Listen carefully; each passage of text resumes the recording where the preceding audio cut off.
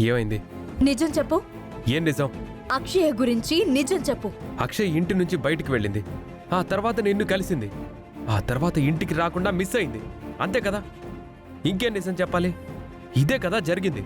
ఇంకా ఇంకా అబద్ధాలు ఆడకుండా నిజం చెప్పు. నా కూతురు ఏమైందని నేను కంగారు పడుతుంటే నన్ను నిలదీస్తున్నావేంటి? అక్షయ్ గురించి నాకు తెలిసి కూడా నేను నిజం చెప్పనట్టు మాట్లాడుతున్నావేంటి? అందరి ముందు నీకు నిజంగానే ఏమీ తెలియనట్టు నటిస్తున్నావు.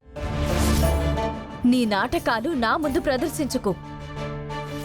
నువ్వు బయట టెన్షన్ పడుతున్నావు, లోపల కూల్గానే ఉన్నావు. ఏమైంది నీకు? ఎందుకు ఇలా మాట్లాడుతున్నావు? బావా, నీతో 10 ఏళ్లకు పైగా ప్రయాణం చేస్తున్నాను. నీ గురించి కనిపెట్టడం నాకు కొంచెం ఆలస్యం అయింది, కానీ పూర్తిగా కనిపెట్టకుండా ఎలా ఉంటాను? అక్షయ గురించి నేను అందరితో గొడవ పడుతున్నాను. నువ్వు మాత్రం గొడవ పడుతున్నట్టు నటిస్తూ కూల్గా ఉన్నావు. అది నేను గమనించాను. అందరి ముందు అడగకూడదు అని గుడికి తీసుకునొచ్చాను. ఇప్పుడు నిజం చెప్తావా? నిజం చెప్పవా? నువ్వు నిజం చెప్పకపోతే నా మీద ఒట్టే.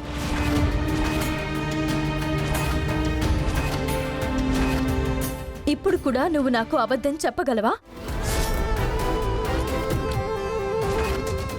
నిజం చెప్పకుండా నా చావుకి కారణం కాగలవా?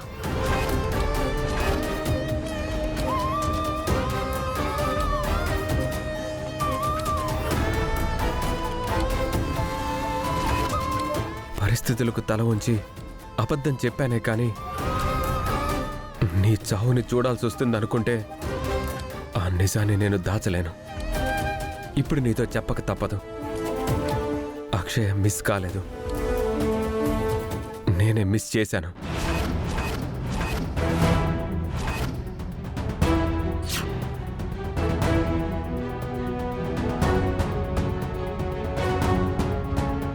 నా కూతురు తప్పక మా దగ్గర ఉండిపోయింది, కానీ తన ప్రాణమంతా తల్లి దగ్గరే ఉండిపోయింది. అందుకే ఇలా కలిసి వస్తుంది. ప్రస్తుతం అక్షయ మాటి మాటికి బయటికి రావడం ప్రమాదం. వశీకరకది ఒక అవకాశం. తన మంత్రశక్తితో నా బిడ్డని తీసుకుని వెళ్ళిపోయినా వెళ్ళిపోతుంది. అందుకే ఎవరికీ తెలియకుండా నా బిడ్డను సేఫ్ ప్లేస్లో ఉంచాలి. నన్ను క్షమించమ్మా.